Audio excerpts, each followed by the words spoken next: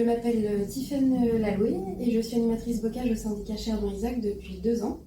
Je suis dans le domaine depuis une dizaine d'années. J'ai travaillé auparavant au CIVAM, en Loire-Atlantique, en tant qu'animatrice bocage et agriculture durable. Et puis j'ai commencé ma vie professionnelle dans un syndicat de bassin versant dans les Côtes-d'Armor. Mon poste, j'ai 3 axes principaux. Le premier, la restauration du maillage bocager. Donc en fait, on accompagne les porteurs de projets à la replantation de haies bocagères sur le territoire. Le deuxième axe, c'est la protection du bocage.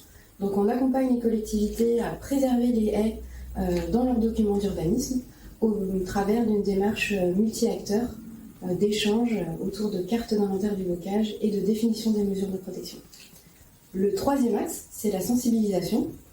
Donc là, on est plutôt sur informer et sensibiliser aux enjeux et aux fonctionnalités du bocage. Et on intervient dans les lycées agricoles et auprès du grand public, en balade autour de la haie et puis en chantier de plantation. La richesse de mon métier, c'est qu'il n'y a pas vraiment de journée type. En fait, les missions évoluent vraiment au fil des saisons. Donc en hiver, on va être plutôt sur les travaux de plantation. Au printemps, on rencontre les personnes qui auraient des projets de plantation, principalement les agriculteurs et les agricultrices. Et puis ensuite, on conçoit les projets au cours de l'été. On travaille sur les demandes de dépôt de subventions.